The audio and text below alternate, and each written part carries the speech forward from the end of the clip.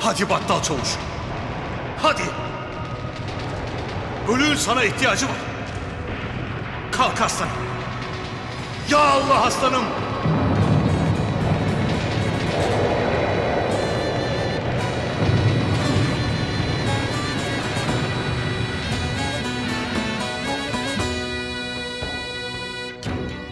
Onlar ve seni öldürmediyse bugün içinmiş. Hadi Battal Gazi. Ya Allah. Hadi aslanım. Hadi. Ya Allah aslanım. Ya Allah.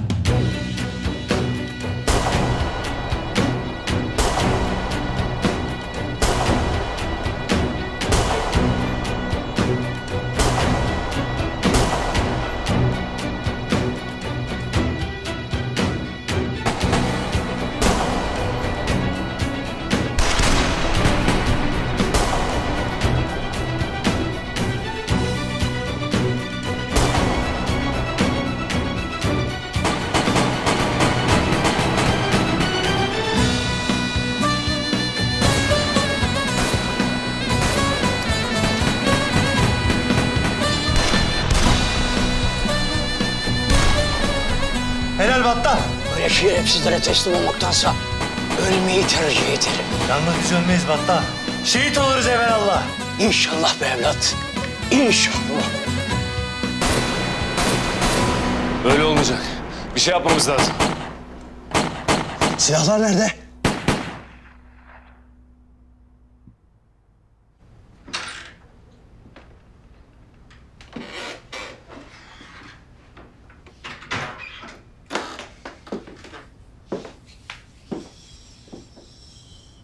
Nasıl oldu? Uyudu mu? Uyudu.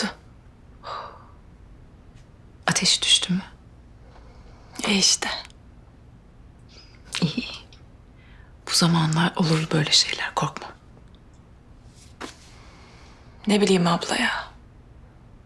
Bunca yıl sonra kavuşunca böyle üzerine titriyorsun işte. Asker işi olunca çocuğuna daha da bağlanıyorsun. O senin yalnızlığını paylaşıyor. Küçük kalmanı sağlıyor. Üzerine titreyeceksin tabii. Her şey için çok teşekkür ederim abla. Bize de çok yük olduk. Duymamış olayım. Yük ne demek? Bak, ikisi de yok. Nazlı da yok. Birbirimize destek oluyoruz işte. Ahmet Kartal da evimizin neşesi. Bahar geldi.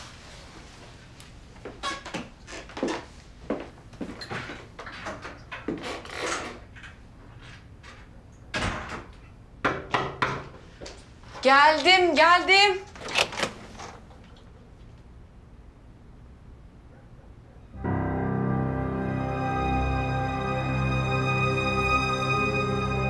Yardım et. Ne olur yardım et. Fatma! Fatma koş!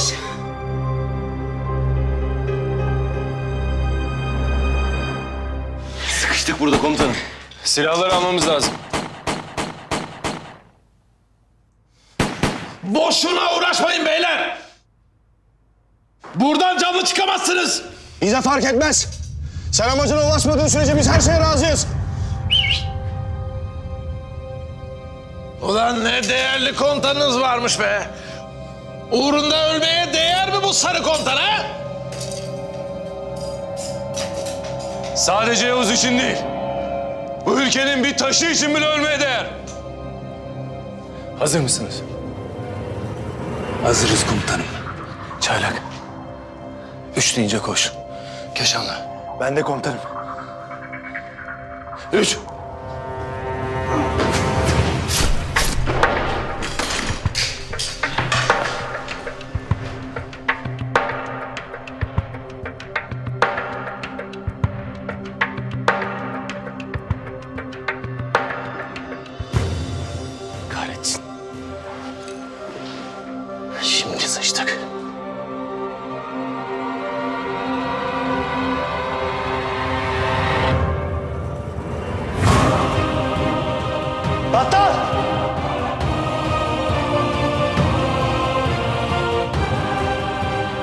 Battal sakın battal!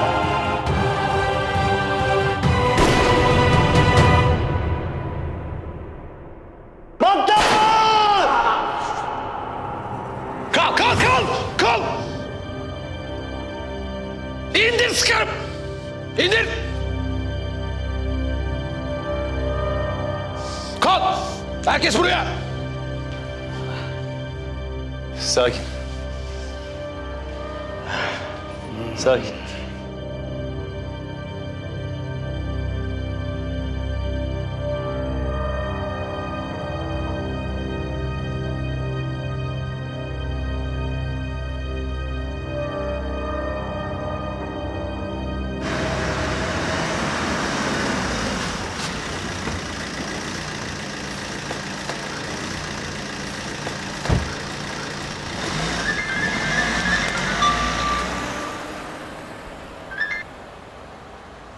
Alo.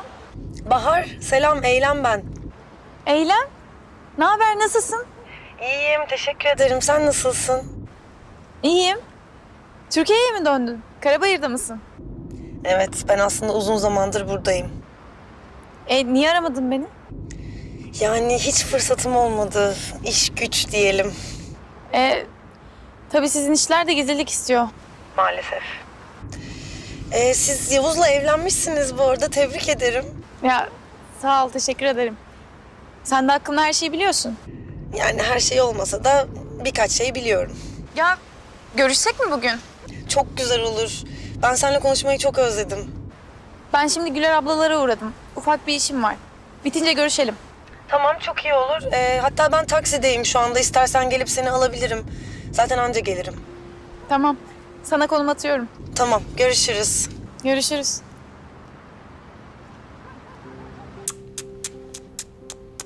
Allah'ım ya.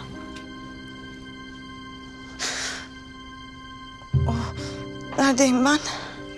Tamam merak etme, güvendesin. Kim yaptı bunu sana? Kocam. Ben hiçbir şey yapmadım. Birden vurmaya başladı bana. Halbuki ne istediyse yaptım. Sonra kaçtım evden, peşimden geldi. Apartmana sığındım, kimse duymadı beni. Bir tek siz içeri aldınız. Allah razı olsun. Tamam canım. Konuşup yorma kendini, olur mu? Bak Güler abla polisi arıyor şimdi. Ambulansı aradım ama şehir merkezinden göndereceklermiş. Biraz sürecek galiba. Allah aşkına haber vermeyin. Duyarsa öldürür beni. Olur mu canım öyle şey? Kolay mı? Hayır, ne olur aramayın. Hem polis gelse ne olacak? Birkaç ay içeride yatıp çıkacak. Bulduğu yerde keser beni. Ne olur aramayın. Burada mı kocan? Evde mi hala? Yok, gitti. Gider tabii. Şu hale bak ya. Cık, Allah'tan Erdem abiyle Hafız evde yok. Gebertirlerdi onu. Allah'tan. Hayır, hiçbir şey de duymadık. Neden yardım istemedin kızım sen de? İstedim. İstemez miyim? Kimse duymadı sesimi. Ay, ne olur burada olduğumu söylemeyin. Bak daha da sinirlenir, bu sefer size zarar vermeye çalışır o. O hiç o kadar kolay değil. Tamam yat hadi yat. Hadi bitti geçti. Hoş geldin. Ay Güler abla, kusura bakmayın geç kaldım ya, taksi bulamadım da. Nasıl durumu? Canım ne kusuru? Dur ver. Ne oluyor ya, bu kim? Kocası yapmış. Nasıl ya?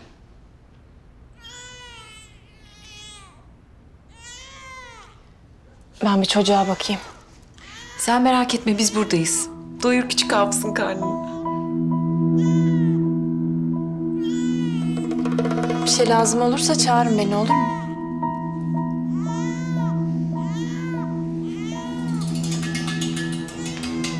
Ben yaraları temizleyeyim, sonra gelir bakarım, tamam mı?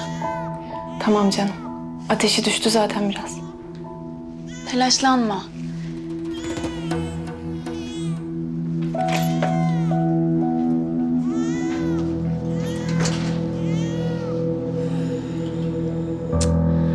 Ey Allah'ım ya.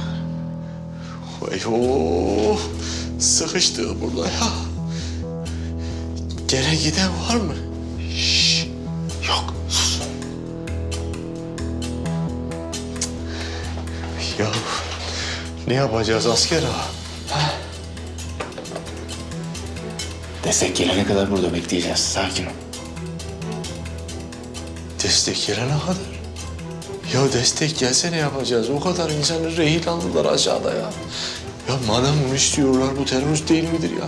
Verelim bu şerefsizi geçsin. O kadar insanın hayatını tehlikeye atıyorsun ya. Aklın yatıyormuş senin asker ağa. Aklım yatıyor amcacığım. Bir sakin ol. Bu adamı bırakırsak daha onlarcasını öldüreceğine emin olabilirsin. Sakin ol. Ne yapacağız o zaman? Hem sivilleri kurtaracağız hem bu katili vermeyeceğiz. Tamam? İyi tamam iyi. Ne diyeyim sen daha iyisini biliyorsun ya.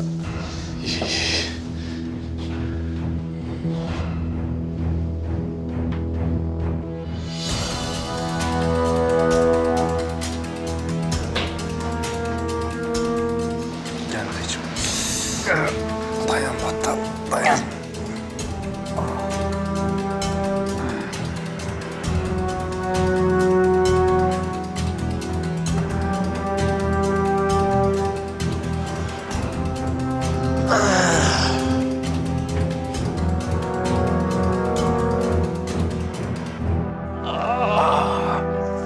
O morukla uğraşmayın bence. Fazla dayanamaz. Kes lan şerefsiz. Dayan dedem, dayan. Merak etme evlat. Biz savaş meydanlarında güldürmedik kendimizi. Bu şerefsizlere fırsat verir miyim hiç? Bize ne istiyorsan yap. Ama bu yaşlı adamı bırak. Niye? Bıraksam ne değişecek? Nasıl olsa yolda elinizde kalacak, geberip gidecek. Sen öyle san. Biz bu halimizle bile sizin üstünüzden gelebiliriz. Alçak herif. Sen neymişsin be dede? Deden siksin seni. Helal sana Battal Gazi. Ağzına sağlık. Helal sana Battal Gazi. Ağzına sağlık.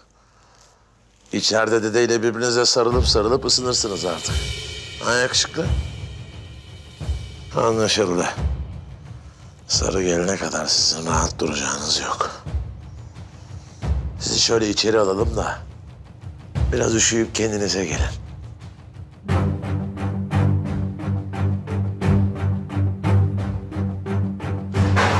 Getir, getir. Geç.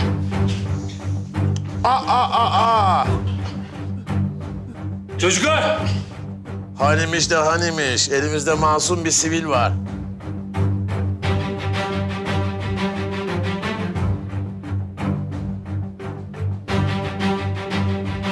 Bırak. Şimdi herkes sakinleştiyse ben bir kere daha sorayım. Paşa paşa giriyor musunuz? Yoksa biz bu masum sivile birinciyi sıkalım mı?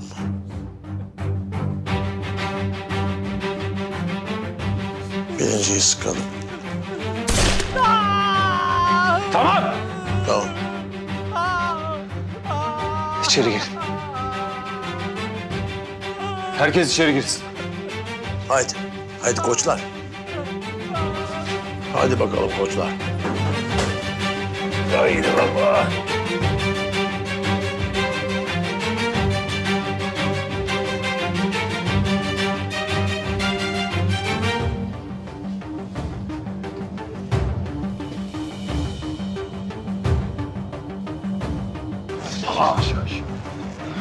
Tamam. Tamam dedim.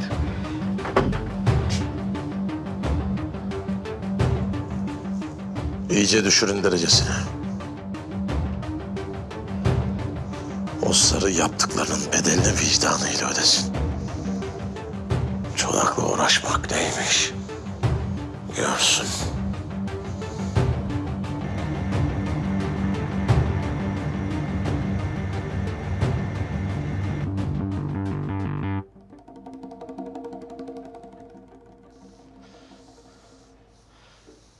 Çolak, adam bir anda Arkamda bitti.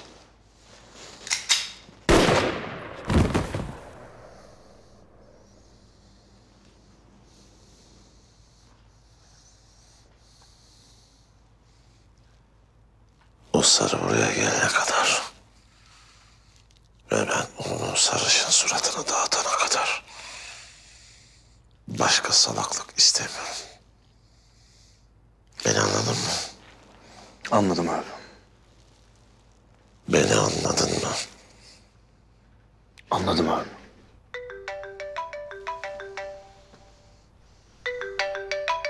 Erdem komutanın telefonu. Sonunda. Komutanım. Ben de tam seni arayacaktım sarışınım. Çolak. Bekledik de gelmedin. Gözümüz yollarda kaldı. Erdem komutanım nerede? Burada, derin dondurucuda. Arkadaşlarınla birlikte derin donuyorlar. Ya bu kadar güzel fotoğraf ki tam senlik. Ve bir tek sen eksiksin biliyor musun? Dur böyle olmaz, görüntülüye alayım.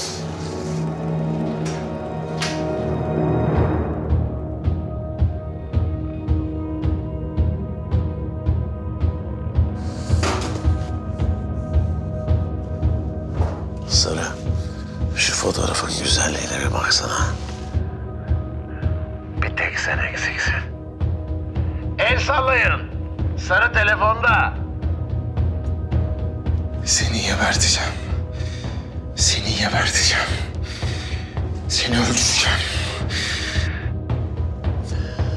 Denedin ama olmadı be koçum. Ha?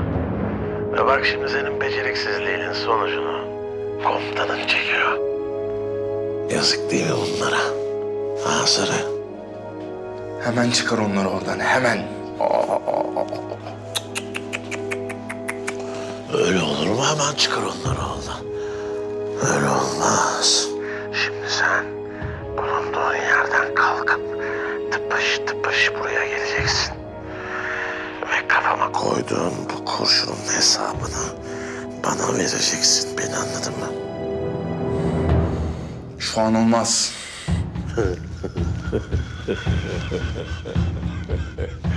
Randevulaşmıyoruz. Arkadaşların gelmezsen donarak ölecek diyorum sana. Bak oraya geleceğim. Ama onların birinin kılına zarar gelirse seni var ya paramparça yapacağım Çolak. Hala tehdit peşindesin. Şimdi seninle bir oyun oynayacağız. Mesela şimdi bak. Ben şimdi sana arkadaşlarından birini kurtarma şansını versem. Mesela. Acaba sen kimi kurtardın ha? Ne diyorsun lan sen? Çok basit sarışın. Birini seç kurtar. Bakalım en çok hangisini seviyorsun? Lan onların hepsinin canı benim canımdan değerlidir. Sen oyunun eğlencesini bozuyorsun. Sen hangisini seçersen en son o donarak ölecek. Şimdi sen karar ver. Hangisi? Ne saçmalıyorsun sen? Amma uzattın sarışın. Senin kafan karışık. Orada başın kalabalık. En iyisi ben kapatayım da sen bir an önce düşünüp kararını ver. Çolak kapatma. Çolak! Çolak!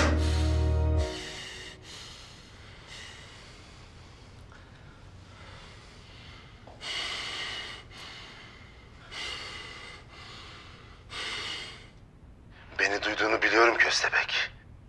Eğer 5 dakika içinde Sancar'ı hemen buraya getirmezsen her geçen dakika bir rehineyi öldüreceğim. Bilgin olsun. Ha işte ya. Allah hepinizin belasını versin.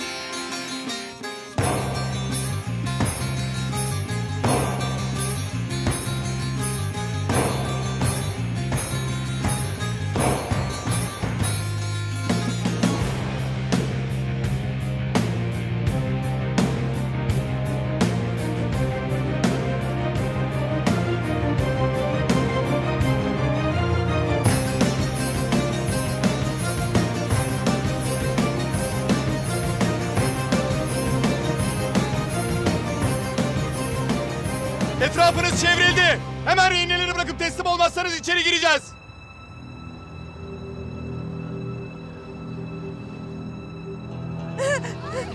Eğer bir kurşun sıkarsanız hepsini öldürürüm, anladınız mı?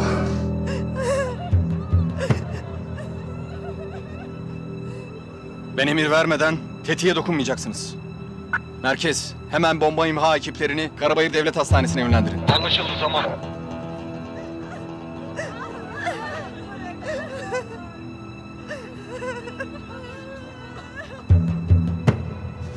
Komutanım, ne yapıyoruz? Bekleyeceğiz. O bomba patlarsa onlarca cesedin parçalarını toplarız. Biz o zaman hastanenin bütün çıkışlarını sarıyoruz. Burası sizde. Tamam. Vazgeçtim Köstebek. Zamanın doldu. Eğer bir dakika içinde Sancar'ı getirmezsen tek tek vurmaya başlıyorum rehineleri. Bilgin olsun.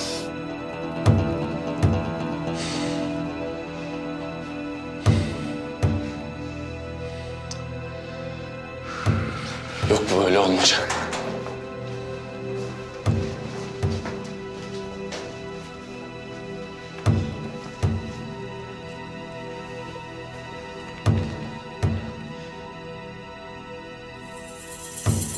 Asyar ağa. Bunu düşürdün. Eyvallah. Sen burada bekle. Bir baş mı ama?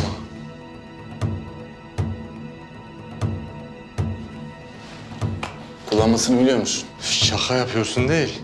Ben ömrümde almadım bunu elime ya. Tamam, zor bir şey değil. Böyle doğrultacaksın, tetiğe basacaksın. Hassastır, dikkat et. Ayrıca geri tepebilir, tamam mı? Yalnız bir sorun var. Beni kan tutuyor, bayılıyorum. Yani hayvan kesilirken bile bakamam. Bak amcacığım, biliyorum çok tehlikeli bir durumun ortasındayız. Ama cesaretli olmaktan başka çaremiz yok. Anladın mı?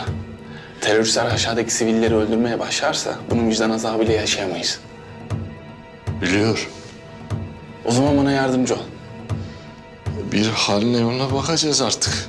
İnşallah bunu kullanmak zorunda kalmam ya. İnşallah. Şimdi sıkı tutuyorum. Tetiğe basıyorum nişan alıp. Ha? Aynen. Hey. Hadi. Hadi bakalım. Haydi.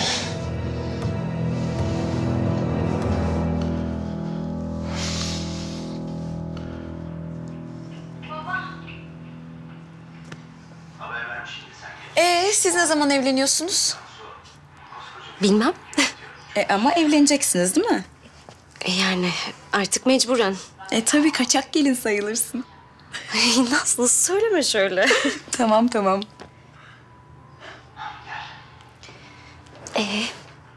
Sizin Ateş'le aranızdaki engel ne? Babam. Nasıl?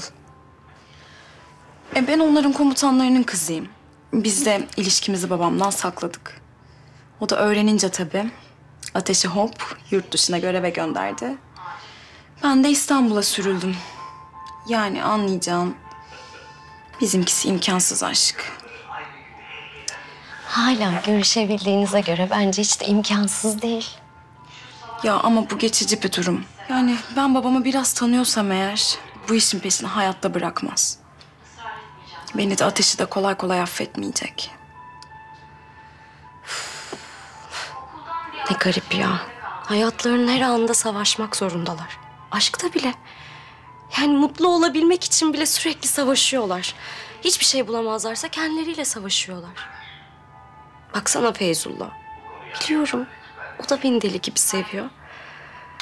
Ama hep öncesini ve sonrasını düşünmekten mutlu olma ihtimalini hep kaçırıyor. Ya biliyor musun aslında onların asıl işi hesap yapmak. Yani hep minimum risk alışkanlığı yüzünden oluyor. Ya zaten bunun için eğitim alıyorlar. Hayatının her anlarında minimum risk. Ya sadece kendileri için de değil. Her an herkes her şey için. Ve ben bu huylarına sinir oluyorum. Hem babamın hem de Ateş'in. Hiç anlamıyorum, hiç. Yayınımıza bir son dakika gelişmesiyle devam ediyoruz. Az önce Karabayır Devlet Hastanesi'ne bir saldırı olduğu haberini aldık. Bu ne ya? Ne bu şimdi? Elimize ulaşan görüntülerde Ben bir Bahar'ı arayayım.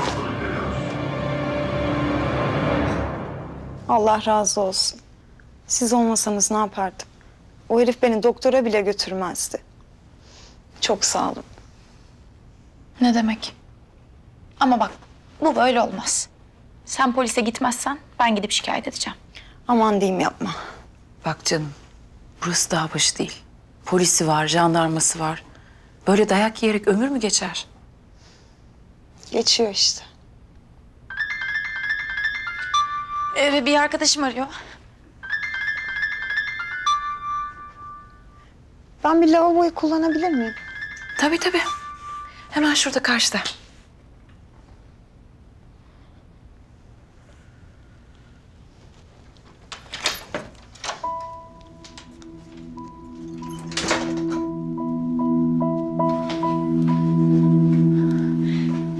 Nazlı, inşallah önemli bir şey vardır. Annen görüyordu neredeyse. Var, çabuk televizyonu açın. Ne olmuş? Hastaneyi basmışlar. Ne?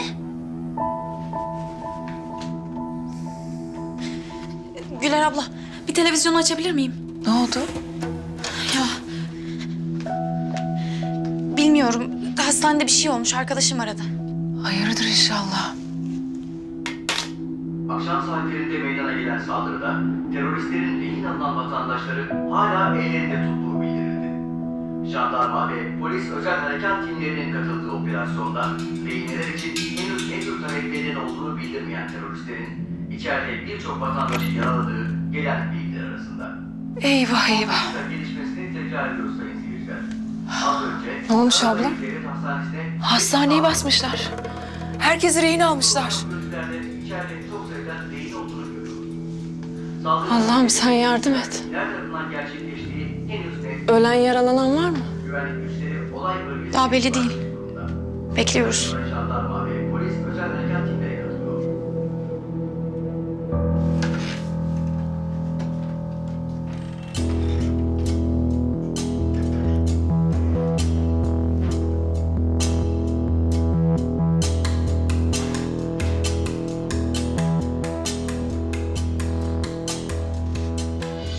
Hafız'ın oğlu sensin demek. O benim canımı aldı. Ben de onun canını alacağım.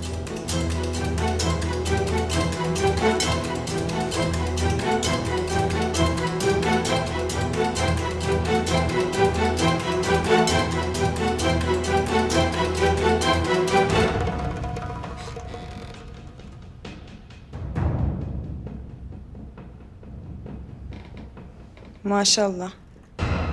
Pek tatlıymış.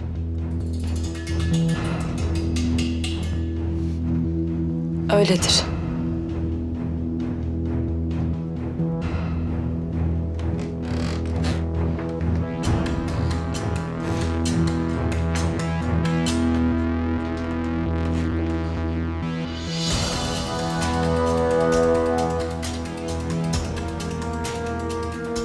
Benim de olacaktı. Geçen ay düşürdüm.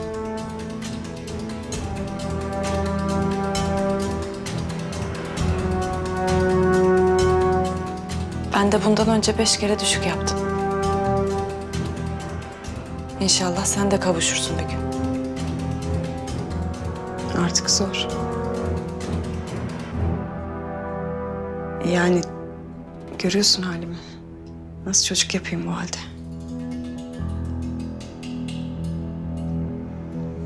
Haklısın.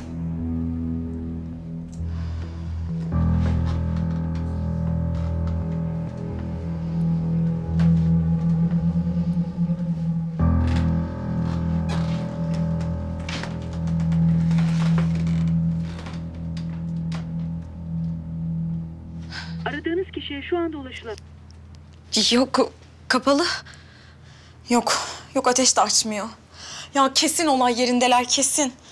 Nazlı, ne yapacağız? Dur bir dakika ben Bahar'a bir mesaj atayım.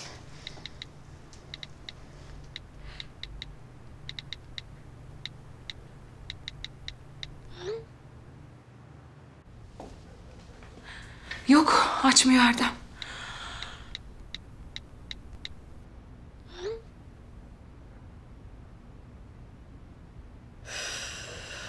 Ali Aydar da açmıyor. Allah'ım inşallah başlarına kötü bir şey gelmemiştir. İnşallah. Ben Yavuz'u arayacağım.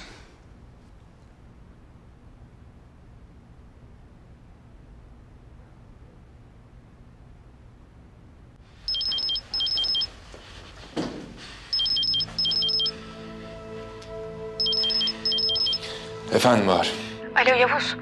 Hastaneyi teröristler basmış. Siz iyisiniz değil mi? Kimseye ulaşamıyoruz. Evde misin sen? Yok, hayır. Ahmet Kartal'ın ateşi çıkmıştı. Güler ablalara geldim. Tamam, şimdi benim söyleyeceklerimi iyi dinle ve yanındakilere hiçbir şey çaktırma, tamam mı? Tamam. Tamam. İşler biraz karıştı.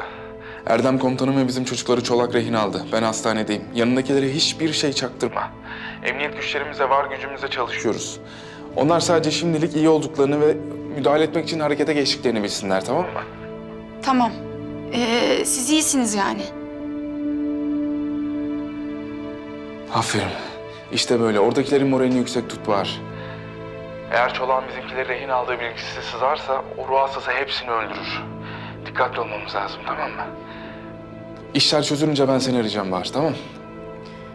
Senden haber bekliyorum. Yavuz. Ne olur dikkatli ol. Tamam.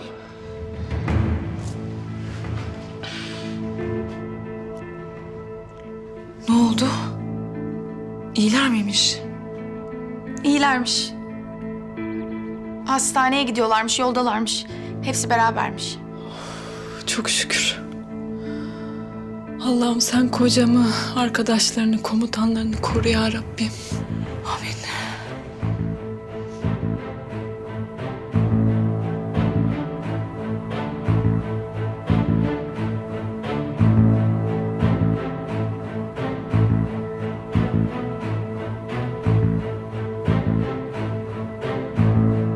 Peki seni kim koruyacak?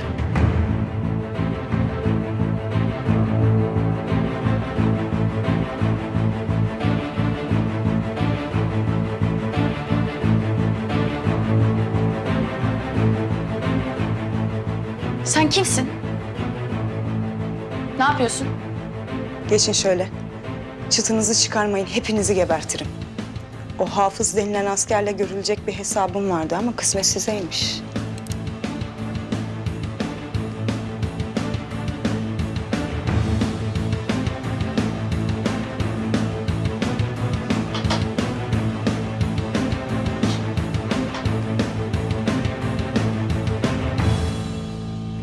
Komutanım. Eğer Yavuz komutanım da buraya gelirse sizin gibi tuzağa düşecek. Sonra bu şerefsiz hepimizi burada öldürecek.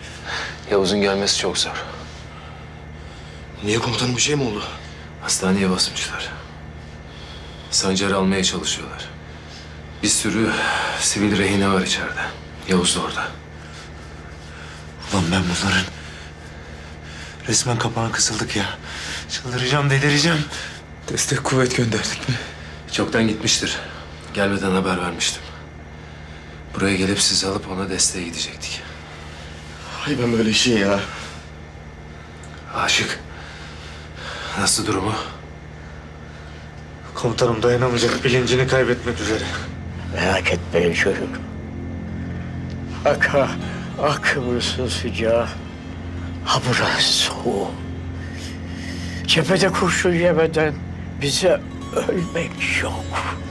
Yedin kurşunu zaten battal. Bu kurşuncağız hem vurdum cephede alasını yedi. Buradan girdi. O bir taraftan çıktı. Ama yine de sancağı bırakmadı. Helal be Battal Gazi. Lan ne oluyor lan? Bayıldı. Abi uyursa daha çabuk dolar. Bu böyle olacak.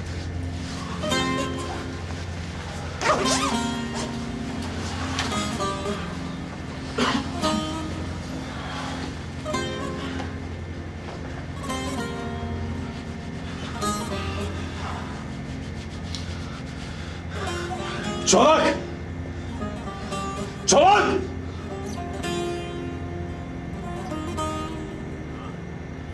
Çıkart bu yaşlı adam buradan. Ölecek yoksa. Sana söylüyorum. Ya şu manzara o kadar güzel ki. Vallahi resmin güzelliğine bak. Müthiş bir film açılışı.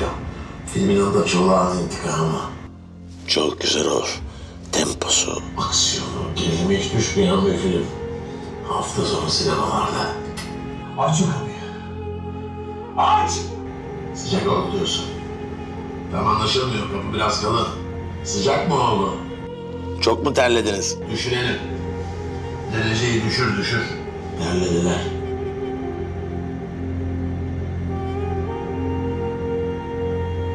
Ne? Tamam. Arıyorum Sarı'yı. Arıyorum şimdi. Arıyorum, soruyorum. Belki birinizin hayatını kurtarmaya karar vermiştir. Dua edelim de bebeği seçsin. Bunun hesabını vereceksin Çolak. Bunun hesabını vereceksin.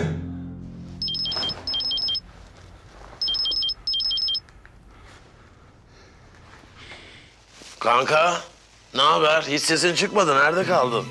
Hala gelmediğine göre arkadaşların canından daha önemli işleri var ha Sarışın. Geleceğim. Hem de öyle bir geleceğim ki seni elimden kimse alamayacak. Of be Sarı. Hep aynı laflar, hep aynı tehditler. Çok sıkıcısın ama belki de beni hayatta tutan senin bu laflarındır, biliyor musun? Uzatma Çolak. Bence de.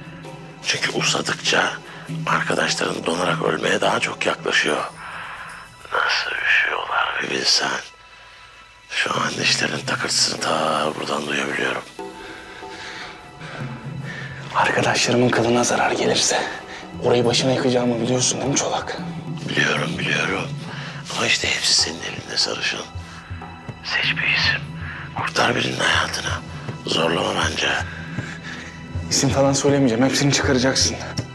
Olmaz ama sen hep imkansız şeyler istiyorsun. Oyunun eğlencesini kaçırıyorsun. Tek bir isim söyleyeceksin. Onu seçeceksin ki ben onu dışarı çıkarayım da kurtaralım. Hadi söyle bir isim. Dur. Sana bir de ipucu vereceğim bak. İşlerinden birisi ağır yaralı ve bilincini kaybetmek üzere. Bil bakalım kim? Kim? Onu sen söyleyeceğim be oğlum. Bak beni hiç dinlemiyorsun. Konsantre ol. Sen bir isim söyleyeceksin. Ben çıkaracağım. Oğlan kurtulacak. Kim? Allah belanı versin Çolak. Allah belanı versin. Senin kafan karışık hala. Ben kapatıyorum, sen bir kafanı topla. Beni sonra tekrar ara. Haydi 1, 2, 3 güle. Tamam dur. Kim? Hafız. Bravo. Tam isabet Sarı demek isterdim ama maalesef kıl payı kaçırdım. Hafız sağlamdı. Ama olsun, biri kurtuldu işte. Hafız'ı kurtardın. Tebrikler Sarışın. Dur kapatma Çolak.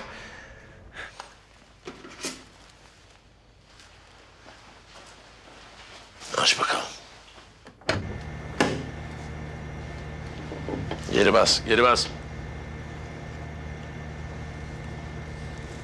Ay gözlerim yaşardı. Çok konuşma da çıkart hemen şu adamı. Maalesef. Onu çıkaramıyorum. Sarı Hafız'ı seçti. Hafız hanginiz? Yok öyle bir şey. Ya Battal Gazi çıkar ya da hiçbirimiz çıkmayız. Olmaz. Sarı'ya söz verdim. Söz vermiş. Verdim pembe yanak. Duydun işte. Bas git. Vallahi mı diyorsun? Basayım.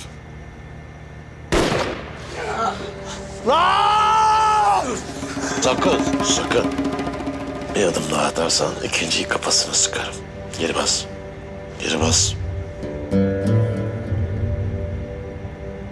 Hafız. Yürü. Hadi. Yürü.